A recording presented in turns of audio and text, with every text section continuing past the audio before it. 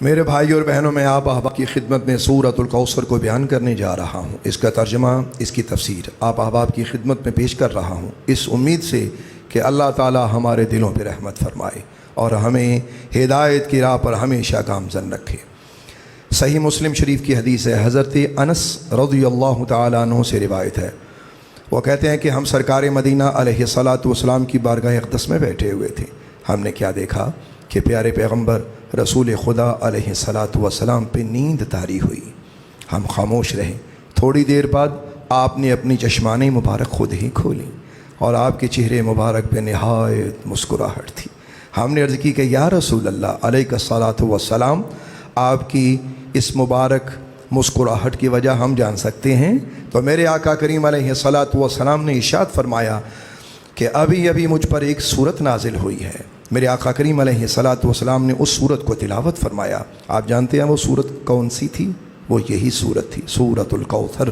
آقا کریم علیہ الصلاۃ والسلام نے اس سورت مبارکہ کو تلاوت فرمایا بسم اللہ الرحمن الرحیم، انا اعطیناک الکوثر فصل لربک وانحر ان شانئک هو الابتر۔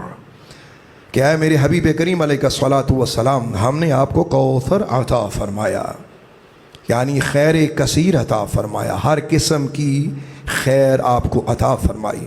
تو آپ اپنے رب کے لیے نماز پڑھیں اور قربانی کریں، بے شک آپ کا دشمن بے نام و نشان رہے گا اور ہر برکت سے محروم رہے گا۔ سرکار دو عالم نور مجسم علیہ الصلاۃ والسلام نے اس سورت کو تلاوت کرنے کے بعد اپنے صحابہ کبار علیہم رضوان سے پھر خود ہی فرمایا میرے صحابہ، تم جانتے ہو کہ کوثر کیا ہے؟ ہم نے عرض کیا کہ یا رسول اللہ، اللہ جانے اور اس کا رسول بہتر جانے۔ تو میرے آقا کریم علیہ الصلاۃ والسلام نے اس کا جواب عطا فرمایا وہ کوثر جو اللہ نے مجھے عطا فرمایا وہ ایک نہر ہے جس کا میرے رب نے مجھ سے وعدہ کیا ہے، اس پر خیر کثیر ہے، وہ ایک حوض ہے، قیامت کے روز میری امت اس پر وارد ہوگی، اس کے برتن ستاروں کی تعداد کے برابر ہوں گے، ان میں سے ایک آدمی کو الگ کر لیا جائے گا، یعنی حوض کوثر سے اسے ہٹا دیا جائے گا۔ میں کہوں گا اے اللہ یہ میری امت ہے یا میری امت میں سے ہے، تو کہا جائے گا آپ نہیں جانتے اس نے آپ کے بعد کون کون سے نئے کام شروع کر دیے تھے۔ تو سرکار دو عالم علیہ الصلاۃ والسلام نے اس روایت کو یہاں تک بیان فرمایا۔ میرے بھائیوں، بخاری شریف اور ترمذی شریف میں حوض کوثر کے بارے میں ایک روایت ہے، وہ آپ احباب توجہ سے سماعت فرمائیں۔ رسول خدا علیہ الصلاۃ والسلام ارشاد فرماتے ہیں کہ کوثر جنت میں ایک نہر ہے، اس کے کنارے سونے کے، اس کے راستے موتیوں اور یاقوت کے، اور اس کی مٹی کستوری سے زیادہ خوشبودار ہے، اس کا پانی شہد سے زیادہ میٹھا اور برف سے زیادہ سفید ہے۔ میرے بھائی اور بہنوں، آئیے آپ احباب کی خدمت میں اب کوثر کے کچھ معانی اور کچھ مطالب میں آپ احباب کی خدمت میں پیش کرتا ہوں کہ جسے علماء تفسیر نے بیان فرمایا۔ کوثر کے دو معانی آپ نے سماعت فرما لیے، اب تیسری تعویل یعنی تیسرا معنی، کوثر سے مراد نبوت اور کتاب ہے۔ نمبر 4، اس سے مراد قرآن پاک ہے۔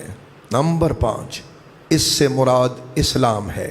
نمبر 6 کہ اللہ نے قرآن کو آسان بنا دیا اور اس کے احکام میں تخفیف رکھی۔ نمبر 7 کہ اے میرے حبیب، آپ کے صحابہ کثیر ہوں گے، آپ کی امت کثیر ہوگی اور آپ کے مدد کرنے والے نہایت بے حد و حساب ہوں گے۔ نمبر 8 اس سے مراد ایثار ہے۔ نمبر 9 اس سے مراد رفعت ذکر ہے کہ اے حبیب ہم نے آپ کے ذکر کو بلند فرمایا۔ نمبر 9 اللہ تعالیٰ اپنے حبیب سے فرماتا ہے میرے محبوب، یہ تیرے دل میں میرا نور ہے جس نے تمہیں میری طرف رہنمائی کی اور تم میرے سوا ہر چیز سے الگ تھلگ ہو گئے، یعنی تمہارے دل میں سوائے اللہ کے اور کوئی نہ رہا۔ نمبر 11 اس سے مراد شفاعت ہے۔ نمبر 12 اس سے مراد سرکار مدینہ علیہ الصلاۃ والسلام کو اللہ نے جو کثرت سے معجزات عطا فرمائے وہ مراد ہیں، اور جنہوں نے آپ کی ان معجزات کو دیکھ کر لبیک کہتے ہوئے اسلام کو قبول کیا، اللہ نے ان معجزات کے ذریعے انہیں ہدایت بخشی۔ नंबर 13, इससे मुराद कलमा तैयब है ला इलाहा इल्लल्लाहु मुहम्मदुर रसूलुल्लाह सल्लल्लाहु तबारक व तआला अलैहि वालिहि वसल्लम। नंबर 14, इससे मुराद 5 नमाजें हैं। और नंबर 15, इससे मुराद दीन इस्लाम में समझ और बूझ है। मेरे भाइयों, ये कुछ मानी और मतालिब मैंने कौसर के आप अहबाब की खिदमत में पेश किए, जो मुख्तसर वक्त में आपकी खिदमत तक पहुँचाना मकसूद थे। अब दूसरे हिस्से पे चलते हैं। अल्लाह ताला ने इरशाद फरमाया, मेरे हबीब फसल्ली लिरब्बिक वनहर, तो तू अपने रब के लिए नमाज पढ़ और क़ुरबानी कर। इसकी तफसील भी काफ़ी तवील है, इख्तिसार के साथ आप समाअत फरमाइए। अल्लाह तबारक व तआला ने बाद मुफस्सिरीन के नज़दीक नमाज ईद और क़ुरबानी का हुक्म दिया, यानी इस आयत में जो नमाज का ज़िक्र है वो नमाज ईद है। बाज़ मुफस्सिरीन इस तरफ भी गए हैं कि इससे मुराद 5 वक्ता नमाज है, और भी बहुत से अक़वाल इसमें मौजूद हैं। इसे आगे बढ़ते हैं। तीसरा हिस्सा, तीसरी आयत, इन्न शानिअक हुवल अबतर। अब हम इसके तीसरे हिस्से की तरफ चलते हैं। इन्न शानिअक हुवल अबतर, ए मेरे हबीब, आपका दुश्मन बेनामो निशान हो जाएगा, हर बरकत हर खैर से महरूम रहेगा। इसकी तफसीर ज़रा समात कीजिए। अरब में एक शख्स था जिसका नाम था आस बिन वायल। ये वो आदमी था कि जिसके बेटे और बेटियां दोनों होते थे, लेकिन बेटे मर जाते थे और बेटियां रह जाती थीं। तो अरब में जिस शख्स के बेटे मर जाते थे उसे अबतर कहा जाता था। और नाऊज़ु बिल्लाह अस्तग़फिरुल्लाह, एक बार ये आस बिन वाइल सरकारी दो आलम अलैहिस्सलातु वस्सलाम के पास किसी गर्ज से खड़ा था, तो किसी दूसरे शख्स ने पूछा कि तुम किसके साथ खड़े हो? तो उसने आका करीम अलैहिस्सलातु वस्सलाम के बारे में यही हल्का वर्ड यूज़ किया। क्यों? इसलिए कि मेरे आका करीम अलैहिस्सलातु वस्सलाम के 2 शहज़ादे इंतकाल फरमा गए थे। तो नाऊज़ु बिल्लाह उसने सरकारी दो आलम अलैहिस्सलातु वस्सलाम को बे औलाद कहा। और अल्लाह को ये बात इतनी नागवार गुजरी कि अल्लाह करीम जल्ला शानुहु खालिक कायनात ने अपने कलाम में इसको बयान फरमाया और फरमाया, मेरे हबीब, हम आपकी औलाद की बका इस तरीक़े से करेंगे कि ज़माना देखेगा।